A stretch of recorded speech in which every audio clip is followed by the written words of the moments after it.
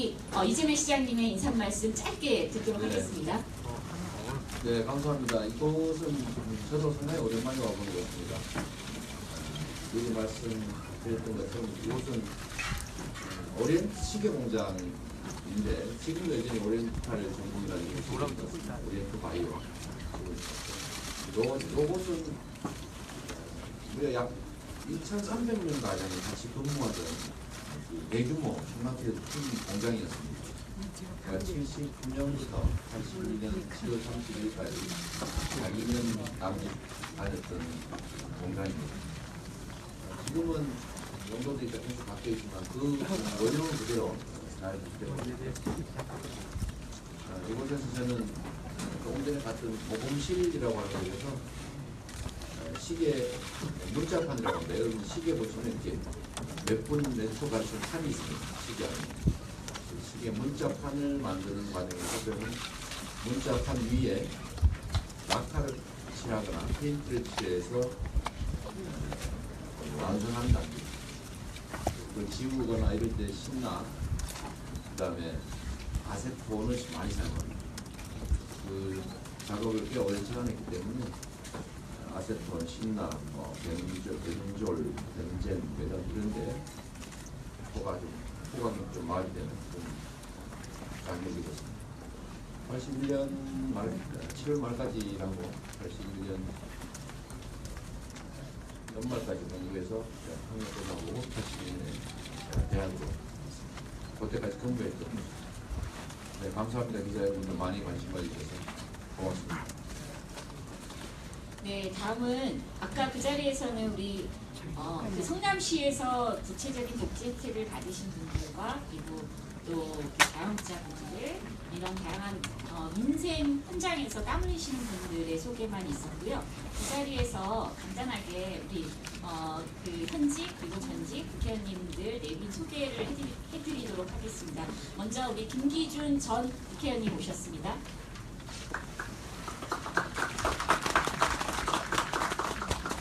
정성호 의원님 오셨습니다. 큰 박수 부탁드립니다. 기자분도 박수 못 치니까 여기 계신 분들 말씀해주세요. 그리고 아까 사회를 봐주셨습니다. 김영진 의원님 오셨습니다.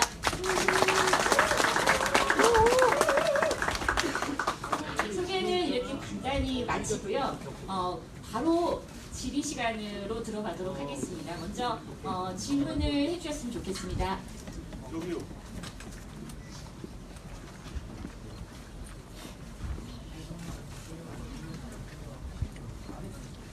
마이크가 중간에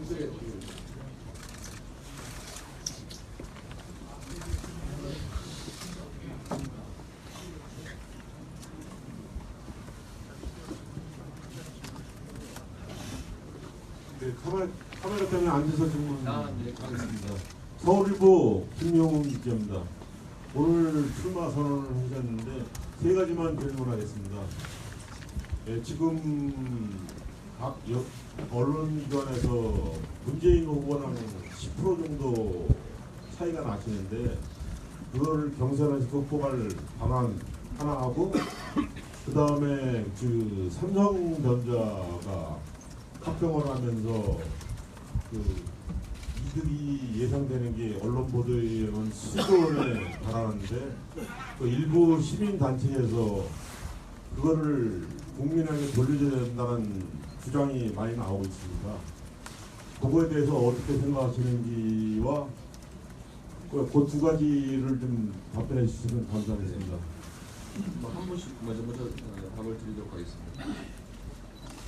문재인 후보와 저의 국민 여론조사 결과의 격차가 큰데 과연 오늘 예선 경선에서 이길 수 있느냐라는 질문이신 것 같습니다. 결론적으로 말씀드리면 저는 경선에서 반드시 이기게 됩니다. 여론조사라고 하는 것은 5천만 명 국민을 상대로 표본을 뽑아서 물어본 겁니다. 물어보는데 수동적으로 답을 한 것이고 약 95% 이상은 전화를 받자마자 다 끊어버립니다. 응답률이 매우 낮은 데다가 물어보니까 답하는 분들이죠. 소극적인 선택을 하는 사람들이다. 그렇게 말합니다. 뭐 이 사람이 될 것 같다. 될 것 같은 사람을 그냥 지목하는 거죠. 근데 경선은 다릅니다. 경선은 될 것 같은 사람을 수동적으로 고르는 게 아니라 꼭 돼야 될 사람을 능동적으로, 적극적으로, 행동으로 선택하는 것입니다. 5천만 명이 아니라 대한민국 5천만 국민 중에 저번 2012년 경선에서 투표하겠다고 신청한 국민이 다 합쳐서 100만 남짓이었습니다. 그리고 그 중에 60몇만 정도 투표했고 그 중에 53% 정도를 받아서 문재인 후보가 후보로 확정이 됐는데 결국 얘기는 40만도 투표하지 못했다 그런 것입니다. 올해는 1.5배 내지 2배 정도가 참여한다고 해서 120만 정도 투표하게 될 것이고 그러면 그 중에 60만 정도의 적극적인 투표자가 있으면 이기는 거예요. 결국은 강한 의지를 가진 행동하는 적극적 지지자로 경선은 결판나는 겁니다. 그래서 경선은 기존의 소위 여론조사와 같은 대세와 다른 결론이 나는 경우가 많습니다. 제가 보기는 그렇습니다. 그래서 대세는 없는 것이고 대세는 깨지기 위해서 있다라는 말이 있는 것입니다. 적극적 지지자, 정말로 우리의 후보 중에서 대한민국을 실제로 바꿀 수 있는 사람이 누구인가 라는 선택을 한다고 하면 저는 대한민국을 실제 내용을 바꿔야 된다는 사람들이 저를 선택할 거라고 봅니다. 왜냐하면 대한민국을 바꾸기 위해서는 기득권자하고 싸워야 되고 이 기득권자의 핵은 재벌이고 그 재벌 중에서도 삼성이 핵 중에 핵인데 삼성 가문이 과연 이 삼성 가문과 싸워서 삼성 가문의 그 저항을 뚫고 자기 손상을 감수하면서 이겨낼 사람이 누구인지를 저는 국민들이 선택할 거라고 봅니다. 그 선택에서 단순한 정권 교체 또는 단순한 권력 담당자의 교체가 아니라 이 세상을 국민이 함께 살만한 공정한 세상을 만들 수 있는 거대한 기득권자와 목숨 걸고 싸워서 이길 수 있는 사람을 국민들이 선택하게 될 텐데 그게 바로 저라고 믿습니다.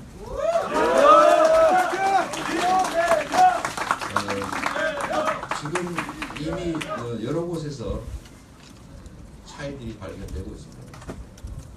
저는 삼성 재벌의 책임자 이재용의 구속을 말할 수 없는 사람은 삼성과 싸울 수도 없는 사람이고 삼성과 싸워 이길 수 없는 사람이라고 생각합니다. 두 번째, 삼성 재벌의 거대한 초과 이익을 국민에게 돌려주자는 법인세 증세 주장을 할 수 있는 사람과 그 이익을 국민에게 돌려줄 필요가 없다 또는 후순위로 해야 된다라고 하는 법인세 증세에 반대 또는 소극적인 사람을 국민들은 구분할 겁니다. 세 번째, 재벌들이 이익을 얻기 위해서 어떤 사업을 하면 그에 따른 비용 부담이 발생합니다. 그 부담을 이익을 얻는 기업, 대기업들이 부담하는 게 당연하고 이게 법에 명시되어 있습니다. 법정 부담금이죠. 이걸 준조세라고 이름 붙여서 폐지하자는 것이 지금 대한민국 재벌과 전경련의 소망사항입니다. 그 법정 부담금, 예를 들면 아파트 개발을 할 때 학교용지 부담금, 기반시설 부담금 이런 등등의 부담금이 무려 15조 원이고 이 금액은 대한민국 법인세의 3분의 1에 해당되는 엄청난 금액입니다. 법인세가 46조 원 정도 남게 되는데 이 15조 원의 부담금을 면제해 주게 되면 법인세를 4분의 1 정도로 깎아주는 결과가 발생합니다. 그러면 그 15조 원을 우리 국민들이 또 약자인 다수의 국민들이 다 부담해요. 누구를 위한 정책을 하는 저는 이 정책을 제안하신 문재인 대표께서 이 문제를 제대로 이해하지 못했기를 바랍니다. 알고도 이걸 재벌 개혁 정책의 4대 개혁 과제의 하나로 말씀하셨다면 저는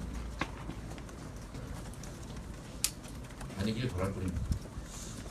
그래서 우리 국민들은 이런 내용들을 보고 진짜 이 사회의 거대 기득권과 싸워서 이길 수 있는, 그래서 이 나라를 진정 적폐와 기득권이 청산되고 공정한 기회를 누리는 국민의 나라가 될 수 있도록 할 사람은 누구다 하고 판단하고 당연히 저를 선택하려고 할 거라고 확신합니다.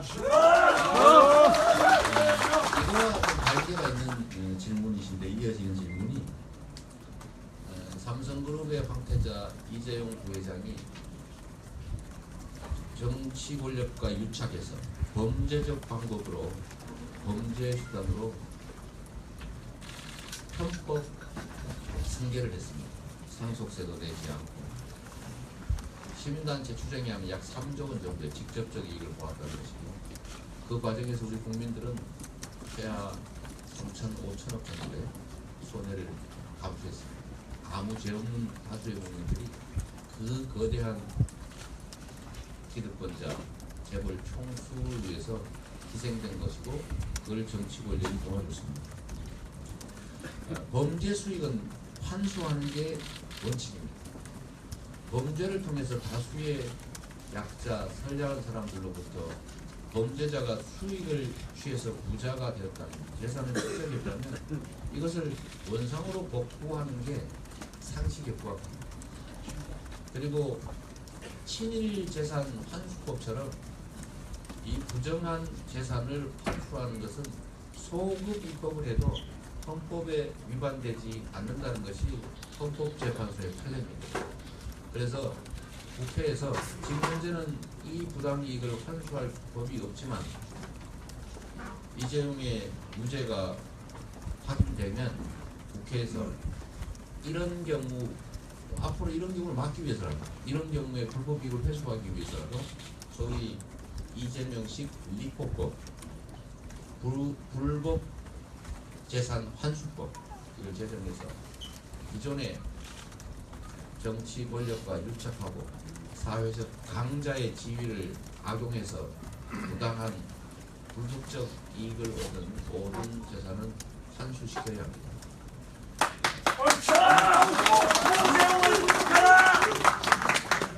기자에게 방해하지 마십시오. 이 당연한 이유로 제가 그리고 그래서 저희가 공개적으로 제안한 삼성 재벌을 포함한 불법 재산 환수법을 제정하자라는 데 대한 문재인 전 대표님의 의견을 지금 물어놓은 상태입니다. 답이 있으실 걸로 기대합니다. 네. 네, 그 한간에는 샤이 이재명이라는 지지자분들이 꽤 많습니다. 그래서 숨어있는 지지자분들이 저는 경선 과정을 통해서 우리 이재명 시장님께서 말씀하신 대로 자신의 뜻과 그다음에 지지 의사를 구체적으로 표명하시게 될 것이다 이렇게 기대하고 있습니다. 답변이 충분하셨으리라고 믿고요. 다음 또 질문을 이어가겠습니다.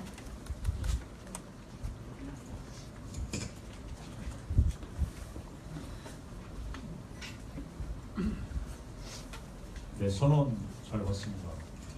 좀 시상조인 질문인데요. 네. 만약 저 문재인 후보를 이기시고 민주당의 후보가 되시면 그 다음은 다른 후보들이 있지 않겠습니까? 네. 예를 들면 반기문 전 총장 후보도 있을 텐데 우리 저 이재명 시장님께서 보시는 다음 그 대선에 가장 이기기 힘든 승부가 될 만한 후보는 누구라고 생각을 하시는지요?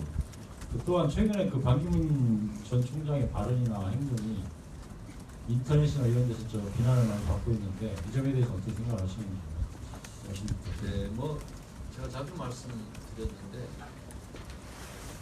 우리 반기문 전 총장님은 중도 포기하게 될 것이다. 수차례 말씀드렸습니다. 대한민국 정세에 맞지 않고 두 번째 화려한 공직 경험을 국민들이 일단 기대를 가지고 지켜보게 돼요.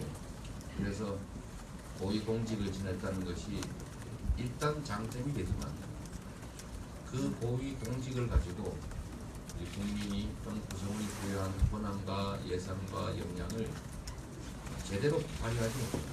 즉 아무것도 한 게 없다고 국민들은 무능하다고 볼 것이고 대한민국의 운명을 맡길 수 없다라고 생각하게 될 겁니다. 특히 막연한 기대, 유명세만으로 대통령을 뽑았다가 대통령을 중도에 퇴진시키는 이런 참혹한 현실을 우리 국민들이 보면서 다시는 능력 없음이 이미 과거의 공직을 통해서 증명된 사람을 뽑지 않을 거다라고 저는 생각했습니다. 두 번째는 그 공직이란 국민을 위해서 또 구성원을 위해서 써야 되는 것이고 모든 세상의 혼란과 위기와 부패와 부정의는 최고 권력자 그 본인의 마음으로부터 태도로부터 행태로부터 나오는 것입니다. 만약에 국민을 위해서 써야 될 그 신성한 권력을 남용하거나 사적 이익을 위해서 사용하거나 불공정하게 행사한 전력들이 발견된다면 그것이 크든 작든 더 큰 권력을 주었을 때 남용하고 불공정하게 사용하고 자기 이익을 위해서 비리를 저질 가능성이 많지요. 하나를 보면 열을 알지 않겠습니까? 그런데 우리 반기문 전 총장은 불행하게도 명백하게 드러난 외교 행상 사건, 저는 그것만 해도 매우 심각한 문제라고 생각합니다. 공직을 공적권을 자기 이익을 위해서 썼죠. 앞으로 대통령이라고 하는 거대한 권력을 갖게 된다면 그때는 갑자기 바뀌어서 그런 걸 하지 않을 거라고 믿기가 어렵습니다. 그런 점들을 우리 국민들이 보게 될 거예요. 그 점 때문에 저는 이분이 출마도 못할 것이다. 그렇게 예측을 하고 있습니다. 우리 국민들은 이미 그런 단계까지 왔습니다. 공직을 지낸 과거의 경력이 있는 분들에게는 그 공직 경력을 가지고 그 공직자로서 무엇을 했는가, 그 공적 권한을 남용하고 비리에 이용하지 않는가를 반드시 볼 것이고 그건 치명적으로 큰 영향을 미칠 거라고 하기 때문에 저는 완주하지 못할 것이다 이렇게 생각합니다. 다음으로 누가 강력한 후보가 될 거냐? 제가 민주당의 후보가 되면 적은 없습니다.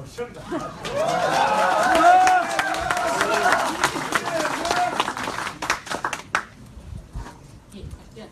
네. 하시면서 얼마 전에 5천 원을 훔쳐서 20대 청년이 구속이 됐습니다. 근데 국민 노후자금 최소 3천억을 훔친 사람은 구속영장이 기각됐죠. 이런 삐뚤어진 권력의 그 구조 바꿀 수 있는 분은 이재명 시장님 뿐인 것 같습니다. 그렇지 않습니까? 맞습니다. 다음 질문 이어가겠습니다.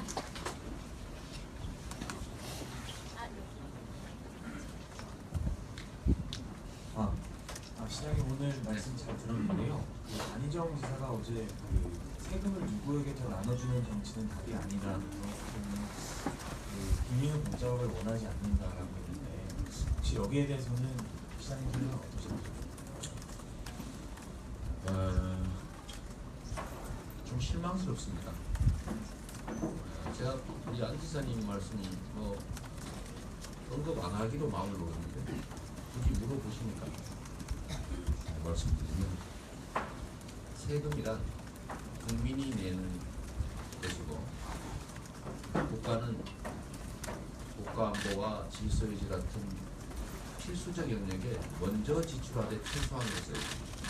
그리고 최대한으로 아껴서 국민들의 삶을 개선하기 위해서 지출해라 라고 우리 헌법 34조 2항에 써져 있습니다. 국가는 국민의 복지 증진을 위해서 노력할 의무가 있다. 즉 국가의 복지 증진은 의무고 복지 증진은 국민의 권리인 것입니다.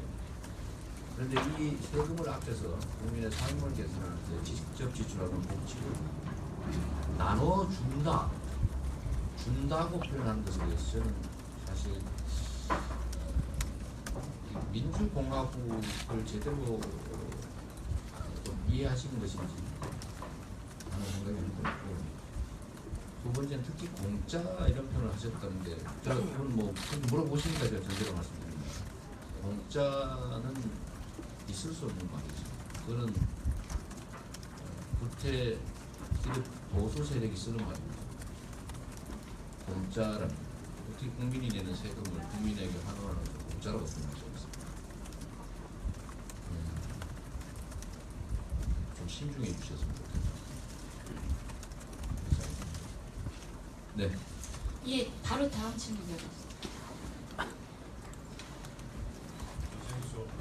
임동우라고 하는데요. 네.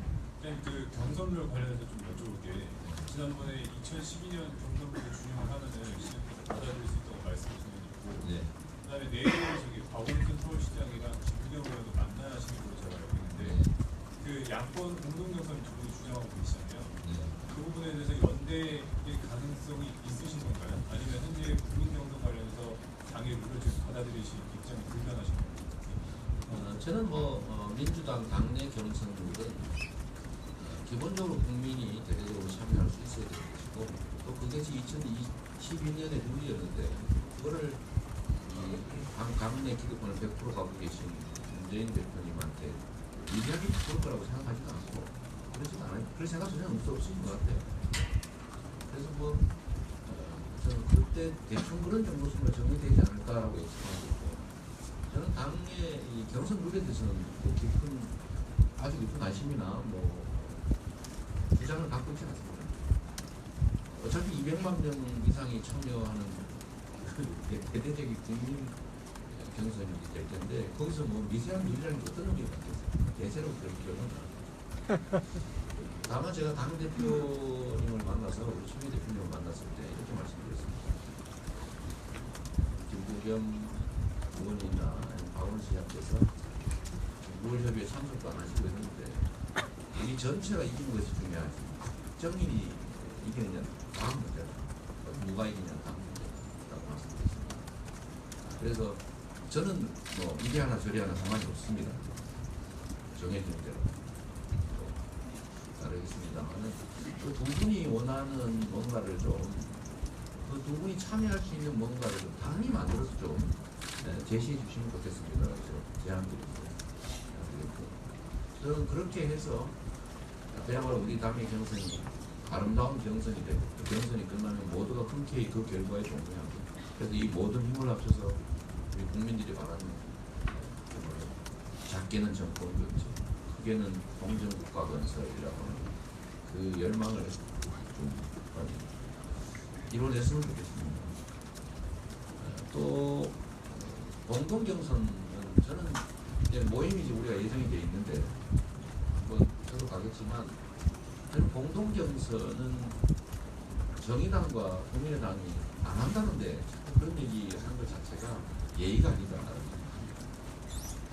그리고 상대가 받아들일 수 없는 거를 가지고 자꾸 단일화하자, 통합하자 이러면 하지 말자는 소리죠 사실.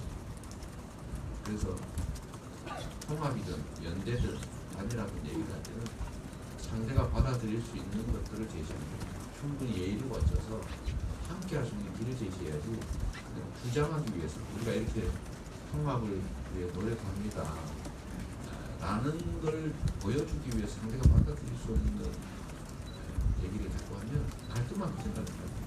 이건 공동경선에 대해서 하는 얘기는 아닙니다. 소위하지 마시고 공동경선 하나의 방안인데 그러나 실현 가능성이 좀 부족하지 않느냐, 설득하기 어렵지 않을까 해서 저는 거기 참여하지 않을 것이고 다음에 만나게 되면 저는 이제 결선투표 얘기를 하려고 합니다. 결선투표 제도는 우리 야권이 아주 오래전부터 주장해왔던 거고 또 길게 크게 보면 50% 이상의 지지를 획득해서 국정 수행 동력을 확보하는 거기 때문에 결선투표를 도입하는 게 바람직하죠. 문재인 전 대표님의 공약이 있습니다. 이 야권의 일종의 소망상이 됐습니다. 다만 이 위헌 논란이 약간 있긴 하지만 그거야 국회에서 압도적으로 찬성하고 국민들이 또 동의하면 그 문제는 해소할 수 있기 때문에 인위적 야권 단일화를 위해서 자꾸 야권이 분열하고 갈등하고 이렇게 되지 않도록 자연스러운 단일화가 가능하게 결선 투표제를 있고 야권 연립정부를 만들어야 그걸 합의를 기초로 해야 정권 교체 가능성도 높아지죠. 정권 교체가 된 후에는 야권 연립정부가 돼야 여소야대가 아닌 여대야소가 돼서 개혁 정책의 좀 실행 가능성이 높아진다라고 생각해서 결선 투표 도입과 야권 연립정부를 제가 주장하려고 합니다. 네, 참고로 이 기자회견장이 지금 12시 반까지 장소가 예약이 되어 있습니다. 여기 그 공장에 계시는 직원분들께서 점심 식사를 하셔야 되기 때문에 제가 좀 짧게 얘기할게요. 예, 앞으로 질문을 2가지만 더 받도록 하겠습니다. 그리고 2분만 더 받도록 하고요. 참고로 공정국과 관련된 토론회가 내일 오전 7시 반에 있습니다. 많은 분들 참여해 주셨으면 좋겠습니다. 예, 질문 2분만 더 받겠습니다.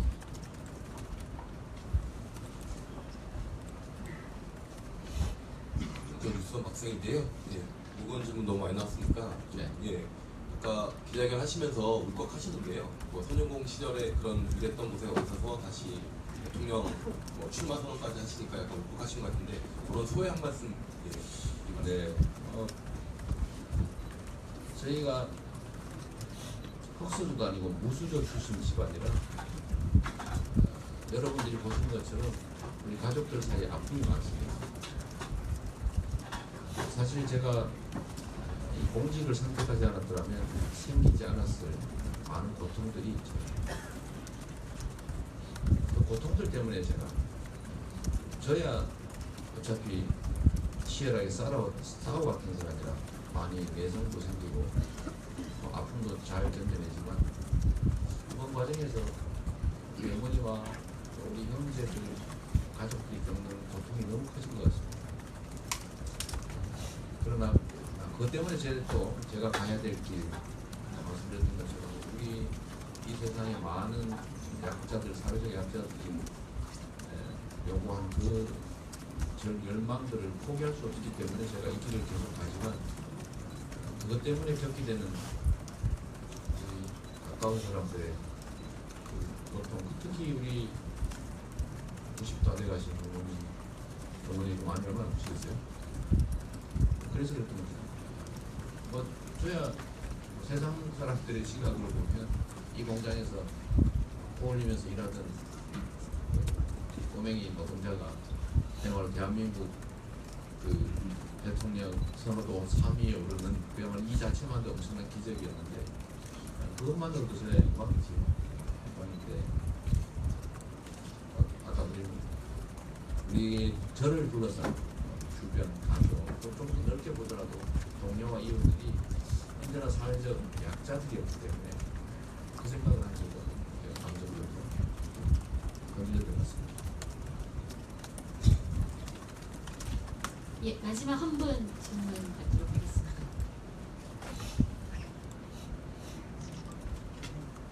좀 말랑말랑한 질문도 해주시면 좋겠습니다. 마지막에는 안 돼도 어망을 센걸 하죠. 네. 저 뉴스타파 송은근이라고 합니다. 그 다른 게 아니라 저희가 여기를 오는데 택시를 타고 왔는데 네. 택시 기사분께서 좀 안 좋은 말씀을 하시더라고요. 네, 그랬어요? 포퓰리즘 얘기하시면서 그러니까 성남시 일이나 좀 제대로 하지 그분들은 이런 불만을 말씀하시는데 이게 상당히 어떻게 보면 해결해야 될 과제라고 생각을 합니다. 그거에 대해서 어떤 보관을 가지고 계신지 좀 말씀해 주시죠. 이건 희귀한 불만이에요. 포퓰리즘.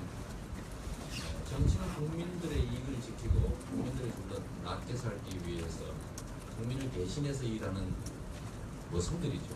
이 모습은 자기 이익이나 자기 집단의 이익이 아니라 그야말로 자기를 뽑아준 권력의 원천인 국민들을 위해서 최선을 다하고 그가 맡긴 돈도 가장 그 주권자의 뜻에 맞게, 주권자의 이익에 맞게 써야 됩니다. 포퓰리즘. 저는 포퓰리즘 얘기를 들으면 불효자가 효자이나 그 형제들한테 또는 동생한테 너 왜 부모한테 잘 보이려고 그래? 라고 하는 것처럼 들립니다. 자식은 부모한테 효도하는 게 됩니다. 정치인들은 국민을 위해 봉사하는 게 됩니다. 국민으로부터 부여받은 권력과 예산은 국민을 위해서 써야죠. 국민을 위해서 그걸 쓰지 않는 사람들이 국민을 위해서 그 권력과 예산을 쓰는 사람들을 비방하기 위해서 만들어낸 말이 포퓰리즘. 제가 이렇게 질문하고 싶어요. 과연 이재명이 이 정책들을 하기 위해서 포퓰리즘적이라고 불리는 청년배당, 산후조리비 지원, 무상교복, 노인 일자리, 교육지원, 보육지원, 장애인 지원 이 많은 일들을 해냈는데 해서는 안 될 일이 과연 무엇인가? 또는 이걸 하기 위해서 다른 더 중요한 걸 빼놓고 한 게 무엇인가? 그게 없다면 지금까지 한 건 무지하게 내용 잘한 것이죠. 앞으로도 마찬가지입니다. 결국 국민들이 선택하겠죠. 국민을 위해서 돈 국가 예산을 많이 쓰는 것을 공짜라든지 나눠준다든지 뭐 헬리콥터 머니라고 표현하면서 비방을 하더라도 저는 그것이 옳다고 믿습니다. 최소한 4대강 바닥에다가 뿌리거나 아니면 자원외교 이름으로 해외에 갖다 버리거나 아니 권력자의 주머니에 들어갔겠죠. 또는 방위비 또 순실 예산 이런 데다 쓰는 것보다 100배 낫지 않냐. 좀 안타깝습니다. 그렇게 생각합니다. 성남이는 정말 잘하고 있어요. 문제가 있으면 내리라고 하죠. 박수 부탁드립니다.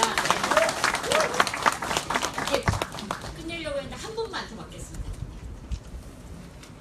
마지막 질문 드리겠습니다. 경기일보 강현수 기자입니다. 시장님 오늘도 이 추운 날에 걸어서 출근을 하셨는지 여쭤보겠습니다. 오늘은 차 타고 왔어요.